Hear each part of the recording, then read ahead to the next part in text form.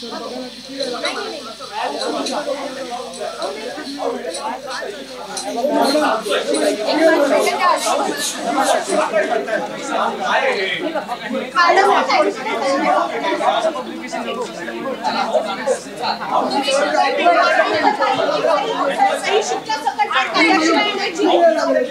बाहेर आले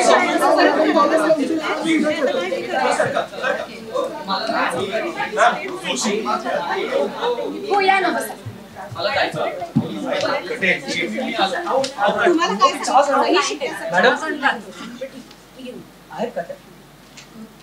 हो आहेत ना. पुढच्या नात पाठवा. वेळ लागेल का? नाही नाही मी बघते. राऊत तुम्ही थांबा, आधी यांना जाऊन येऊ दे. अहो म्हणजे मी इथे आधी आलो, हे कोण आहेत? अहो नाही त्यांचीच अपॉइंटमेंट आधी माझी होती. अपॉइंटमेंट म्हणूनच मी म्हणते तुम्हाला अहो माझ्याशी बोला ना. मॅडम आत येऊ? या बसा मालवणकर. नमस्कार. ही नवीन स्क्रिप्ट आणली बर. आरपार नावाची. क्राईमच आहे, पण सध्यात घडलेल्या साबळे हत्याकांडावर आधारित. एकदा वाचून बघा ना, नक्की आवडेल तुम्हाला. मालवणकर अहो तुम्हाला मी कितीदा सांगायचं, क्राईमचा वाचक वर्ग संपलाय आता. नाही वाचत लोक क्राईम, तरी परत तुम्ही मला 10 वेळा क्राईम कादंबरीच आणून देताय. मला सांगा उपयोग काय आहे याच्या पुढे? हा वेळ वाया, कष्ट वाया आणि आमच्या पैशांचं काय? वायाच आहेत ना ते. हो मॅडम, मला तुमचं सगळं पटतंय, पण कसं आहे ना, या हत्याकांडावर मी खूप अभ्यास केला. म्हणजे प्रत्येक गोष्ट इतकी रंजक पद्धतीने लिहिली आहे ना, की हा तुमचा कमी होत चाललेला वाचक वर्ग आहे तो आपण परत आणू शकतो. एक संधी तरी देऊन बघा मला. नाही काय म्हणलात तुम्ही? हा म्हणजे हा कमी होत चाललेला वाचक वर्ग परत आणू? अहो मालवणकर असं नाही करता येत. अहो एकदा वाचक वर्ग गेला ना की त्याला परत आणणं इतकी सोपी गोष्ट नसते. भल्या भल्या लोकांना जमलं नाहीये. तुमची तर साधी कादंबरी सुद्धा प्रकाशित झाली नाहीये. मग कुठल्या जोरावर म्हणताय गेलेला वाचक वर्ग परत आण? ही कादंबरी पब्लिश करण्याची रिस्क मी घेऊ शकत नाही. मॅडम एकदा this is a business Malvankar. Demand is equal to supply हे तंत्र आम्हाला लक्षात ठेवावंच लागतं. आणि वाचकांच्या मनावर असं काहीही लादून चालत नाही. मॅडम पण हा विचार फक्त वाचकांचा झाला. अर्थात I run a company Malvankar. मग आमच्यासारख्या लेखकांचं काय? नाही म्हणजे मरमर करून रिसर्च करायचा, रिअलिस्टिक गोष्टी शोधून त्या लिहायच्या. आणि हे सगळं करून जेव्हा तुमच्याकडे आम्ही स्क्रिप्ट घेऊन येतो तेव्हा तुम्ही म्हणताय की हे आम्ही पब्लिश करणार नाही. हो मालवणवरून येताना एक स्वप्न घेऊन आलेलो. जी संधी मला तिथे नाही मिळाली ती इथे आल्यावर मिळेल असं वाटलेलं, पण नाही. इथे विचार फक्त वाचकांचा केला जातो. हा तुमचा वाचक वर्ग जर चुकीच्या मार्गाला चालत असेल तर त्याला बरोबर ती वाट दाखवणं आमचं काम आहे मॅडम. आणि मला आता खरंच तुमच्या मदतीची गरज आहे. एक संधी देऊन बघा. हा समाज मी नक्की बदलतो. एकदा ऐकावं. सगळ्या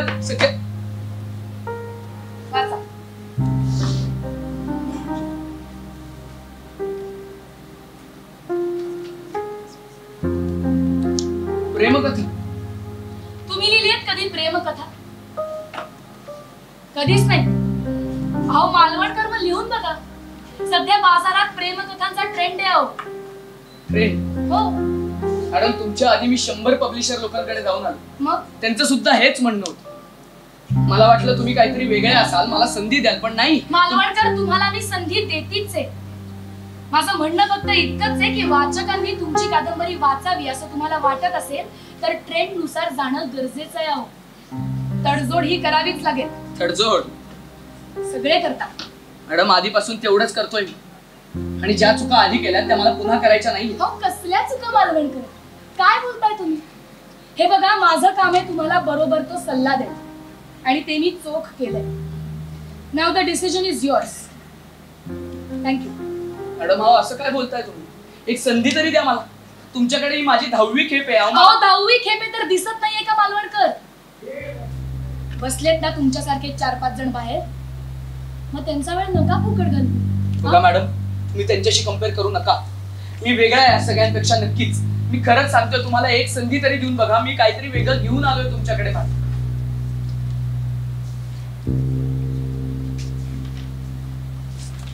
मालवणकर परत येणारच असाल तर कृपया क्राईम कादंबरी आणू नका.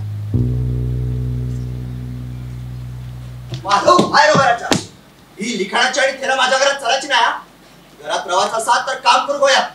उद्यापासून बोटीर ये नाही तर चलत राहू. जाते अहो कितीदा सांगितले तुमका नाही आवडत मका ते बोटीर जाळा मासे समुद्र कायच नाही. पुस्तक आवडतं कविता आवडतं घेऊ का आवडता लेखक होतले मी लेखक मुंबईत जातले. लेखा बद्दलच हो मुंबईत जातलस बाई भिकार चेहरा माझ्या समोर करू नको. तोंड घ्या आणि चलत राहू. नाही राहायचं तुमच्या घरात मका चाललंय मी. अरे जा जा जा पुस्तका लिहून पोटा नाही वरची कोणाची.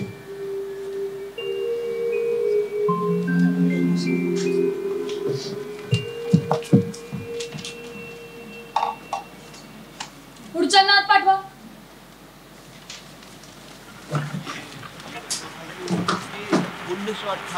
1958 के कम और ज्यादा चले हुए गीतों को अपनी बाहों में लिए इस वॉल्यूम नंबर 9 में क्या कह रही है गीतमाला की छांव आपसे।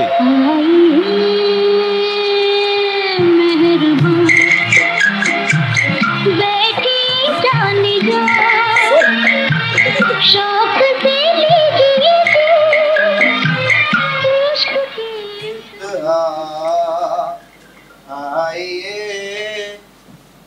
बोला यावेळेस काय नवीन.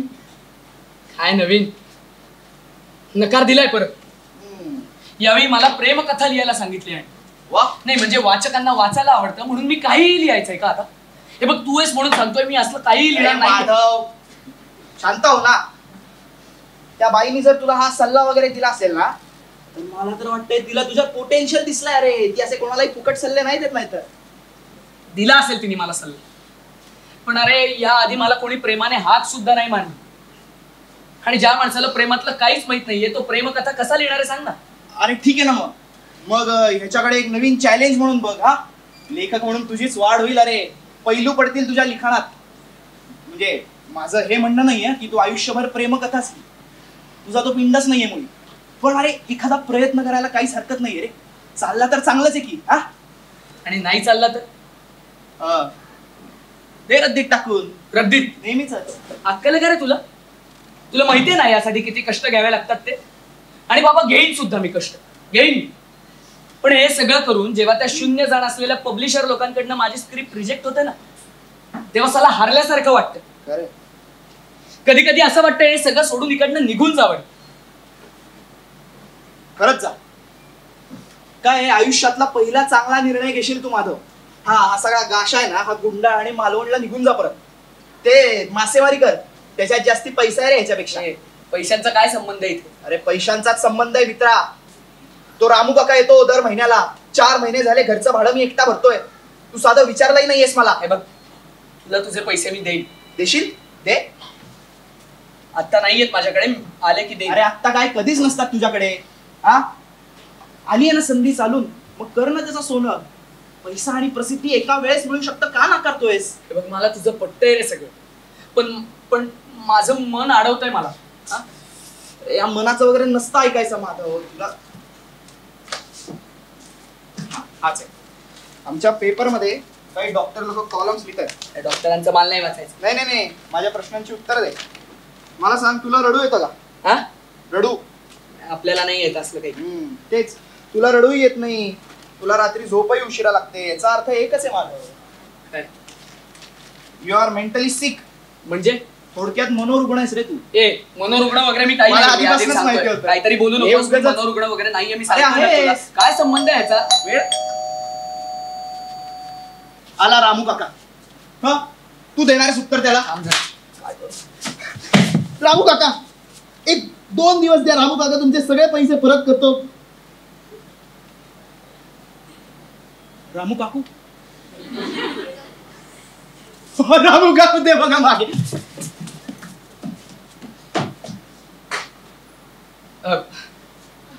आत या ना. हो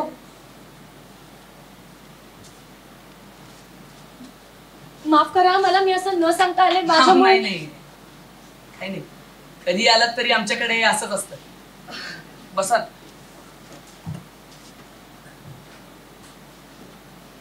आज अचानक इकडे तुम्हालाच भेटायला आले होते. सगळं ठीक आहे ना माधव. हा हो हो नाही म्हणजे आज ऑफिस मधून जाताना काहीच बोलला नाहीत तुम्ही. अशी कल्पना आहे मला, पण नक्की काय म्हणाल्यात शहा मॅडम? काय म्हणणार त्या? नकार दिलाय. मला म्हणल्यात प्रेमकथा लिहून आण. नाही म्हणजे एखादा क्राईम लेखक प्रेमकथा वगैरे कसा लिहिणार आहे सांगा. पण हरकत काय आहे? हरकत आहे अहो. आणि मुळातच शहाबाई कोण आहेत मला सांगणार आहे? म्हणजे या मुंबईत अनेक पब्लिशर लोक आहेत, जाईन ना त्यांच्याकडे, मिळेल मला प्रसिद्धी. अहो नाही माधव, चुकताय तुम्ही. टॉप 5 पब्लिकेशन हाऊसेस मध्ये आहे शहा पब्लिकेशन्स. जी प्रसिद्धी आता तुम्हाला शहा मॅडम देऊ शकतात ते इतर कुठलंही पब्लिकेशन हाऊस नाही देऊ शकत. त्या जर तुम्हाला काहीतरी सांगत असतील तर त्यामागे नक्कीच काहीतरी तथ्य असेल. तुम्ही एकदा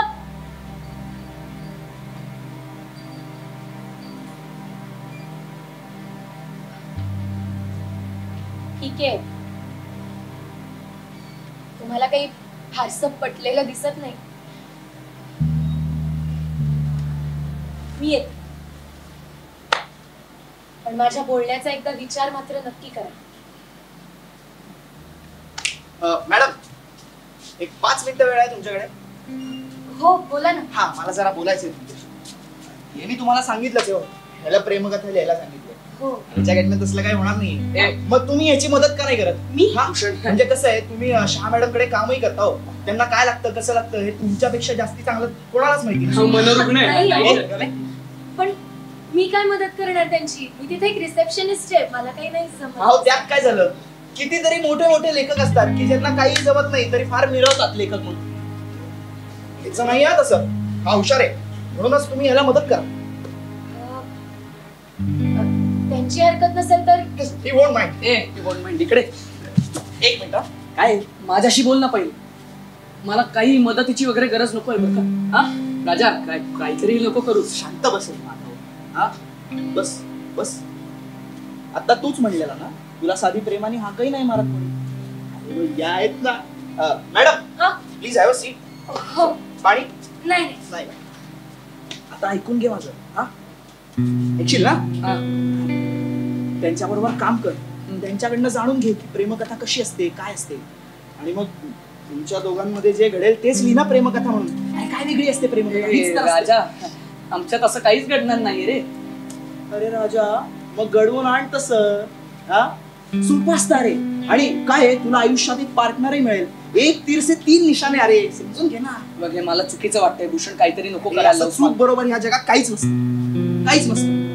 जर हे तुला पैसा आणि प्रसिद्धी मिळवून देणार आहे ना तर हेच बरोबर आहे. जगाचं तत्वज्ञान आहे हे. हे बघ, आपण काहीतरी वेगळा उपाय काढू यावर. मला वाटत नाही हे करायला पाहिजे. मॅडम, हा?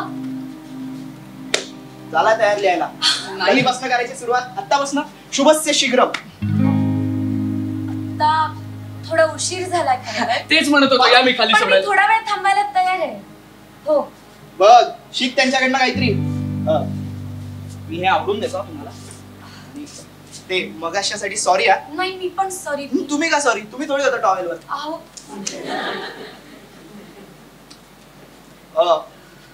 मी ते आलो, पोस्टात पत्र टाकून आलो. थांब ना. नाही सरक रे. ऑल द बेस्ट हा madam. Thank you. All the best. या ना, बसा. हो. ती स्क्रिप्ट वाचाल का? ही हा, ती शहा मॅडमनी आत्ताच रिजेक्ट केली. म्हणजे तसं मी चांगला लेखक आहे बरं का रिजेक्ट केली देव जाणे. माधव, तुम्हाला एक प्रश्न विचारू का? हा. तुम्हाला प्रेमकथा लिहायची नाहीये की तुम्हाला तुमचा हा क्राईम जॉनर सोडता येत नाहीये?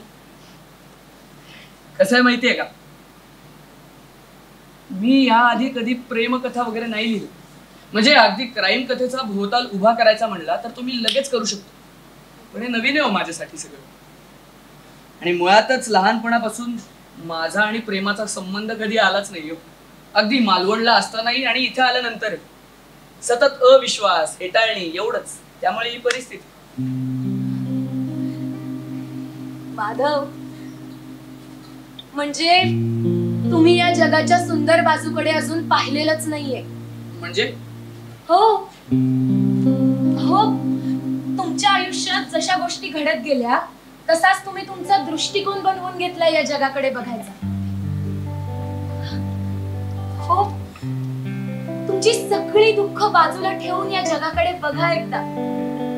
ही प्रेमकथा लिहिणं सुद्धा अगदी सोपं जाईल तुम्हाला, खरंच. अगदी बरोबर. पण हे जे जग म्हणताय ना तुम्ही, ते त्या लोकांचं जग आहे ज्यांच्या आयुष्यात कधी दुःखच नव्हतं. छे हो, मला उलट वाटतं ज्या लोकांच्या आयुष्यात दुःख नाहीये ती सर्वात कम नशिबी लोक असतात.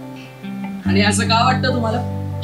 हो, कारण ज्या लोकांनी ते दुःख अनुभवलेलंच नाहीये त्यांना सुखाची तरी काय किंमत कळणार आहे. ज्या लोकांनी ते दुःख जवळून पाहिलंय, अनुभवलंय ना, त्यांनाच खऱ्या प्रेमाचा अर्थ कळतो. माझा चांगलं बोलता की तुम्ही पण.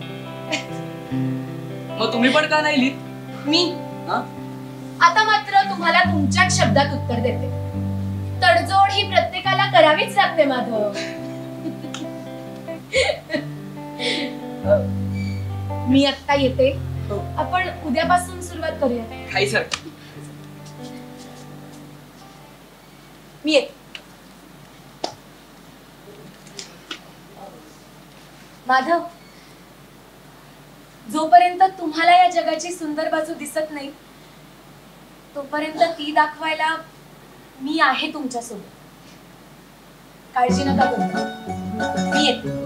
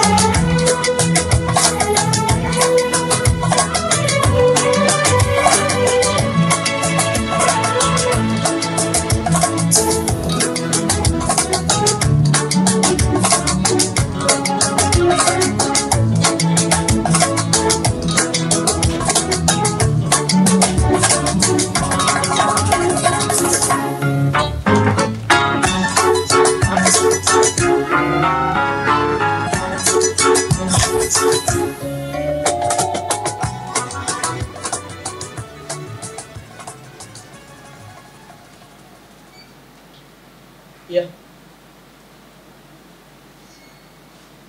मला काहीतरी सांगायचंय तुला. बोल ना. म्हणजे कसं सांगू कळत नाहीये.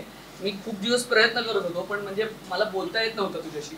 मी आता प्रयत्न करून बघतोय. माधव, बोल रे. बस ना बस.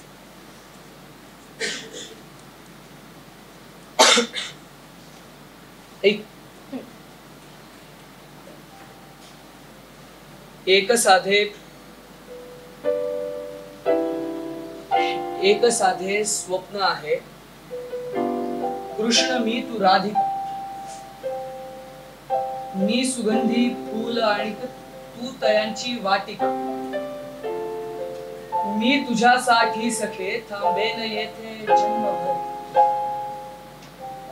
आपल्या सदनी पहा तू वाट केवळ रात्र. सावरून घे तू मला वागेन जेव्हा वेंधर. फक्त दे होकार बघ मग आशिकीचा सोहळा.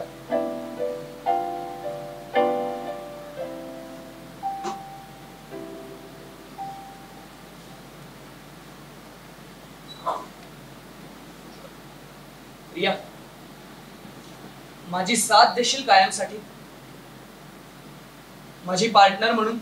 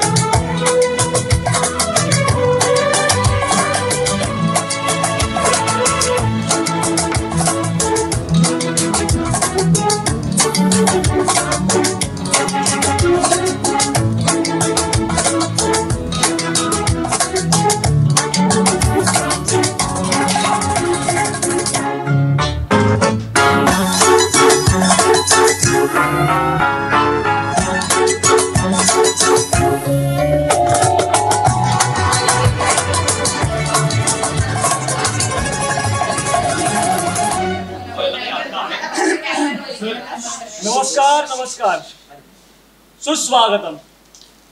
शहा पब्लिकेशन हाऊस तर्फे प्रकाशित होणाऱ्या प्रिय पार्टनर या नवीन कादंबरीच्या प्रकाशन सोहळ्यात आपणा सर्वांचे मनपूर्वक स्वागत. प्रिय पार्टनर याचे लेखक श्रीयुत माधव मालवणकर यांना मी मंचावर आमंत्रित करतो.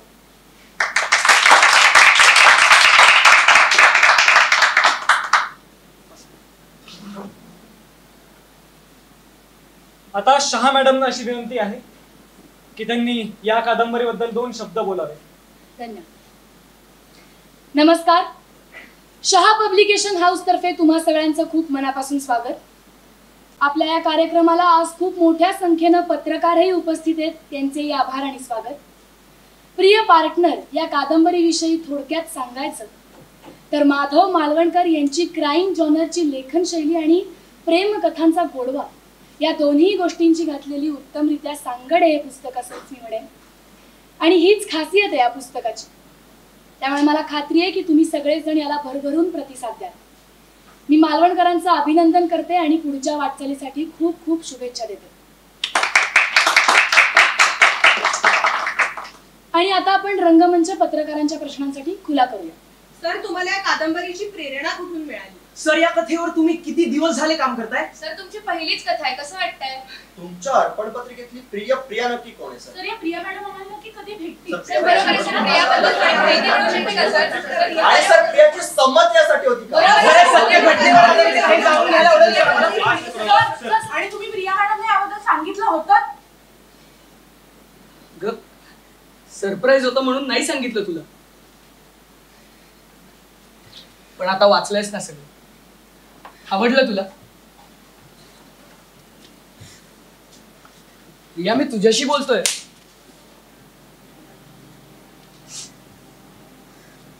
डोकं ठिकाण्यावर आहे ना तुझं? अरे काय लिहिलंयस ते? आपलं प्रेम हे असं होतं तुझ्यासाठी? काय आहे हे? काय आहे? मी तिच्या जवळ जात गेलो. तिच्या अंगाची उष्णता मला जाणवायला लागली. माधव, अरे हे सगळं काय आहे? आपण ज्या स्क्रिप्ट वर काम करत होतो ती स्क्रिप्ट कुठे आहे? हे काहीतरी वेगळंच लिहिलंय तरी तू. आपल्यात जे काही घडत होतं त्याचा या स्क्रिप्ट साठी फायदा करून घ्यायचा होता तुला. फायदा? हो. काय बोलतेस अगं तू? अगं पोटा पाण्याचा पण विचार करावा लागतो ना प्रिया. हे बघ, एकदा का हे प्रसिद्ध झालं की 4 पैसे आपल्यालाच मिळणार आहे. हे कोणासाठी करतोय? आपल्या पुढच्या आयुष्यासाठी. कुठलं पुढचं आयुष्य माधव? कुठलं पुढचं आयुष्य? तुला काय वाटतंय तू हे असलं सगळं लिहिल्यानंतरही आपण एकत्र असू? हा, बघ शांत, तू बस बस. हात नाही लावायचा मला. बघ प्रिया, एवढं सिरियस नाहीये. गोष्टींना जरा वेळ दे, होतील ना नंतर गोष्टी नीट. काय म्हणालास? हे सिरियस नाहीये माधव. माझ्या शरीरावरचं तिळण तीळ लिहिलंयस त्यात आणि ते माझ्यासाठी सिरियसही नसावं. अरे काय बोलतोयस? आता फक्त स्वतःचा विचार येतोय मला. माझं खरं नावही लिहिलंयस त्यात. स्वतःला मात्र तो म्हणून संबोधत आलायस. म्हणजे उद्या हे प्रसिद्ध झालं की माझी बदनामी होणार, माझी अब्रू जाणार आणि तुला मात्र प्रसिद्धी मिळणार. प्रिया, अगं तुला कळत नाहीये का? या जगात अनेक प्रिया आहेत ना. कोणालाच कळणार नाहीये मी तुझ्याबद्दल लिहिलंय ते. माझं काय माधव? माझं काय? मला तर माहिती नाही हे सगळं माझ्याबद्दलच लिहिलंय. त्याचं काय आहे उत्तर? लाज वाटू दे या गोष्टीची. लाज? या नीट बोल. मी मगासपासून ऐकतोय म्हणून काही बोलू नकोस. ऐकून घेतोयस का? मग आता खरं काय ते ऐक. स्वतःला फार लेखक म्हणून मिरवत असणार आहे. मग क्राईम सोडून दुसरं काही लिहायला सांगितलं की हात थरथरतात तुझे. खरं बोलतीये. आता सुद्धा हे प्रेमकथेच्या नावाखाली काय लिहिलंयस वेगळं? दुसरी क्राईम कथाच तर लिहिलीयस. माधव मालवणकर, तुला जर क्राईम सोडून दुसरं काही लिहिता येत नसेल ना तर हे लिखाण सोड. बस. काय ग? हा, बोल ना आता. ऐकू नाही येते मला. अगं बोल. तो सोड, दुखतंय. 6 महिन्यांचे कष्ट आहे ते. त्याचा असला अपमान मी ऐकून नाही घेणार, कळलं ना? तो सोड. अरे दुखतंय. काय करतोय?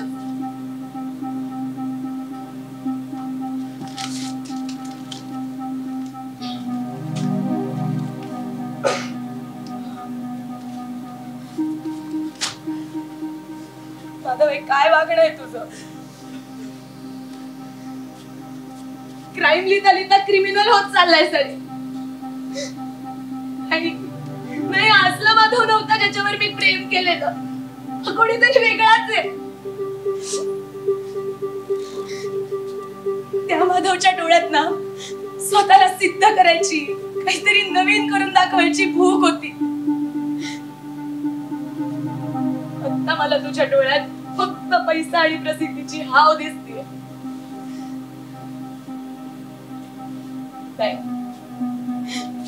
नाही, असला माधव नकोय मला माझ्या आयुष्यात. नकोय ना? मग का थांबलीयस? निघ ना. कारण माझं प्रेम आहे तुझ्यावर माधव. प्रेम आहे? नाटक नाही करायचं बरं का. प्रेम करून काय करतेस तू? सांग ना. माझ्या प्रसिद्धीच्या आड तर येतेच ना. चला, तुमच्यासारख्या लोकांना माझी प्रसिद्धी खुपते डोळ्यात. माधव काहीतरी वेगळं करतोय हे तुम्हाला बघवतच नाही. आणि तू फक्त एक रिसेप्शनिस्ट आहेस, कळलं ना? त्यामुळे माझ्या साहित्यात मी काय लिहायचं काय नाही लिहायचं हे तू नको सांगूस मला.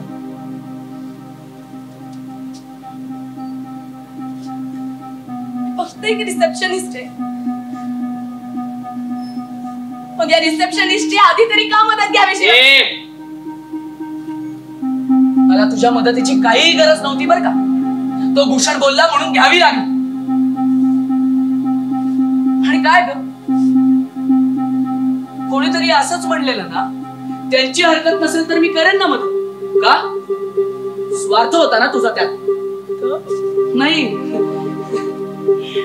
माझ्या पुस्तकात तुला सहलेखिका म्हणून तुझं नाव हवं होतं. खरी स्वार्थी तू आहेस.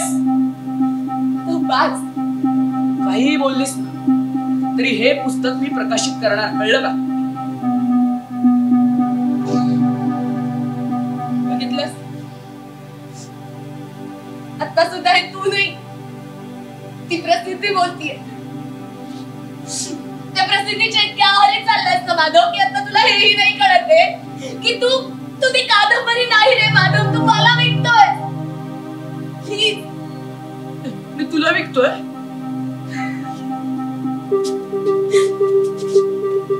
तुला विकतोय? समज ना मग तसंच, विकतोय मी तुला. माधव,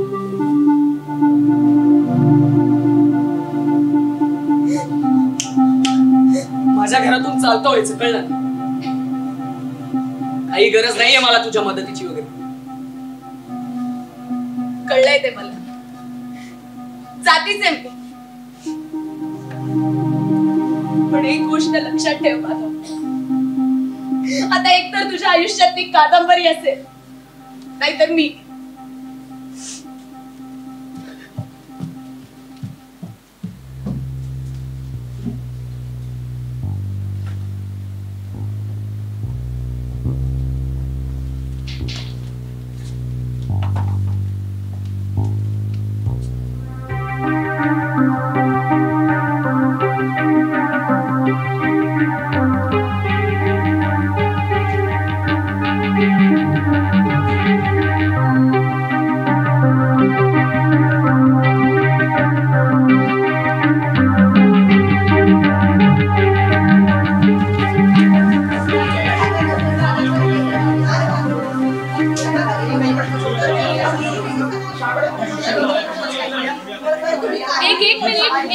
एक मिनिट, कृपया शांतता राखावी.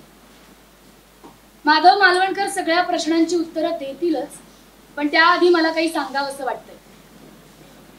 या पुस्तक प्रकाशनाच्या प्रवासात आम्ही एकही गोष्ट बेकायदेशीररित्या केलेली नाही. त्यामुळे कृपया आरोपाचे सूर असतील असे प्रश्न आपल्याकडेच ठेवावे. धन्यवाद.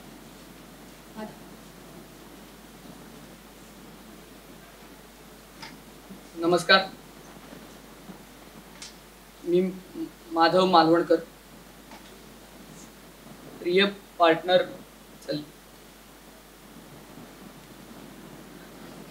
Madhav please sir.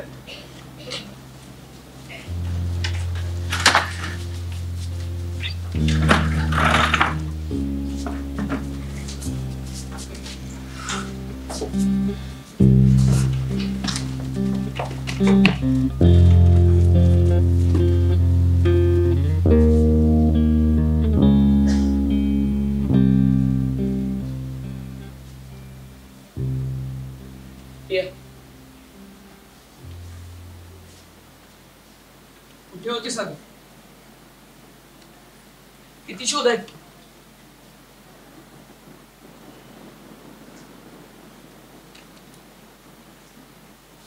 या दिवसानंतर आली पण नाही सर.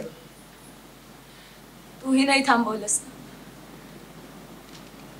तुझ्या एका हाकेसरशी आले असते माधव. अगं मला माहितीये मी चुकलोय, पण आता सगळं नीट झालंय. अगं प्रिय पार्टनर प्रकाशित झालं, कौतुक होतंय माझं, शाबासक्या मिळतात. चांगलंय की मग, अभिनंदन. माधव, सगळंच आहे आता तुझ्याकडे. पैसा, प्रसिद्धी, वलय, यश. आता या रिसेप्शनिस्टची काय गरज आहे तुला? काय बोलतेस अगं तू? असं नाहीये अगं काही. मी चुकलो, मी म्हणतोय ना तुला. त्यावेळी पुस्तक प्रकाशित करायचा निर्णय घेतला होता खरं, पण अगदी तेव्हापासून मनाला हुरहुर लागून राहिली आहे.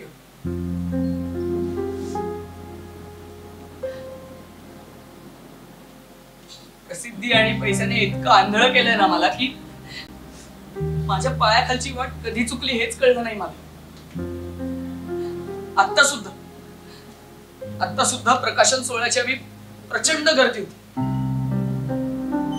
मोठमोठे लेखक आलेले, पत्रकार होते, माझं कौतुक करत होते. मला मनापासून आवडत होतं ग. त्या गर्दीत सुद्धा माझी नजर फक्त तुला शोधत होती ग. प्रिया, मला एक संधी दे ना. मी चांगला पार्टनर होऊन दाखवे ना. पार्टनर आधव, दुसऱ्याच्या स्वार्थासाठी दुसऱ्याला नागवं करणारा पार्टनर नसतो.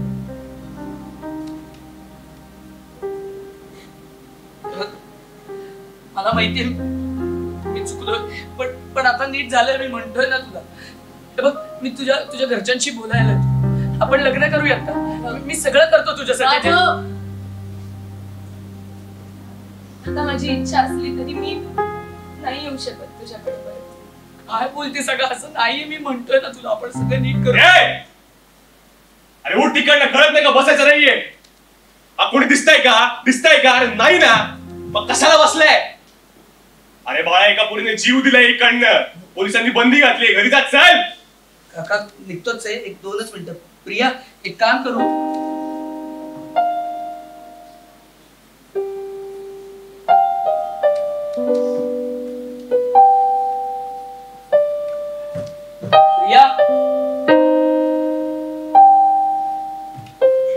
प्रिया, अगं संधी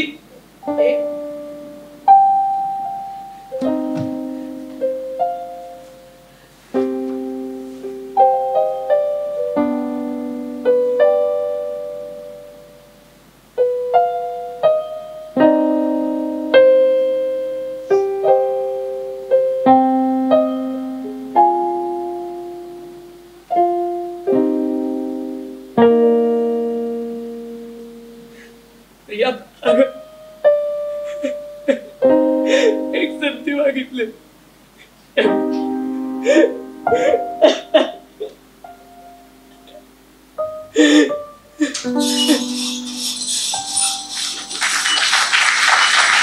सर परशुराम भाई महाविद्यालयातून सादर करीत होते.